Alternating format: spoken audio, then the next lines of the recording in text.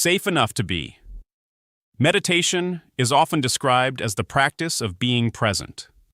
We are encouraged to sit quietly, follow the breath, and observe our thoughts without attachment. Yet one important truth is often overlooked. Before we can fully rest in the present moment, there must be some sense of safety.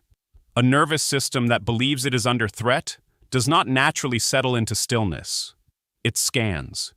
It evaluates. It anticipates. It prepares.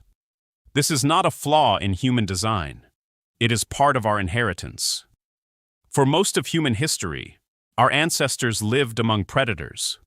The rustling in the bushes could mean danger. The unusual sound in the darkness might signal attack. Those who remained alert survived. Those who ignored potential threats often did not. The nervous system evolved to place survival above peace. Today, most of us are not being chased by lions, yet the ancient machinery remains. The body often reacts to psychological threats as though they were physical ones.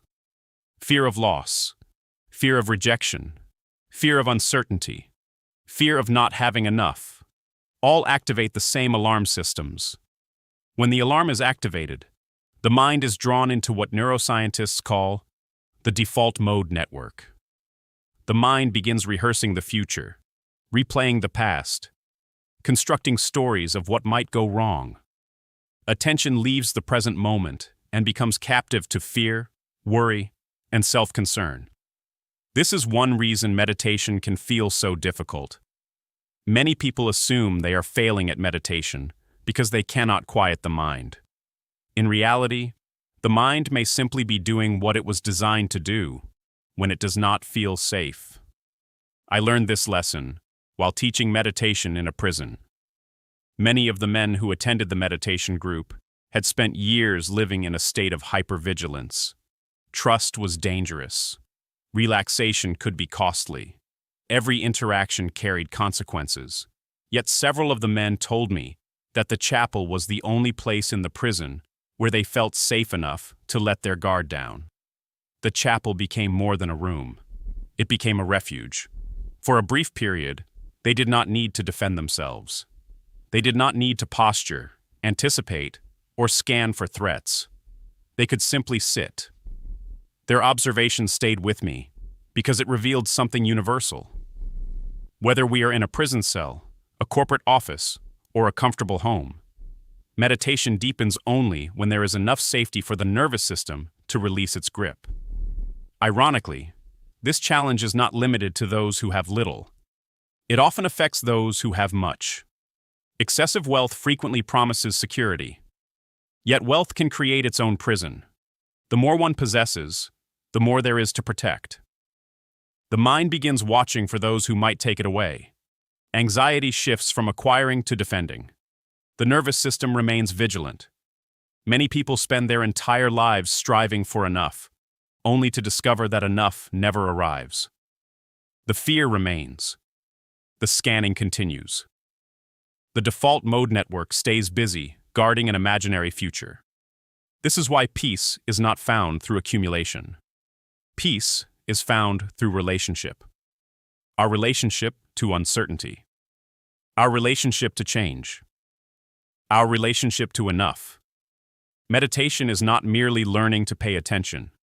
It is learning to trust the present moment enough to stop defending ourselves against it. This does not mean abandoning common sense or ignoring real dangers. It means recognizing when the mind is manufacturing threats that do not exist in this moment. As awareness deepens, we begin to notice something remarkable. Most of the dangers occupying our minds are not present. They are memories, projections, fears, and stories. Meanwhile, life continues. The birds sing. The breeze moves through the trees. The breath arrives and leaves on its own. The body sits supported by the earth. For a moment, we discover that we are safe enough to be here. Perhaps this is one of the great gifts of meditation. It does not remove uncertainty from life. It teaches us to find refuge in the midst of uncertainty. The practice becomes less about achieving enlightenment and more about cultivating trust. trust in the breath, trust in awareness, trust in this moment. Trust that for now, we are safe enough to simply be. And when we touch that place, even briefly, we discover a freedom that neither prison walls nor excessive wealth can provide. The freedom to stop scanning, the freedom to stop defending, the freedom to rest in the miracle of being alive, safe enough to be. This chapter also connects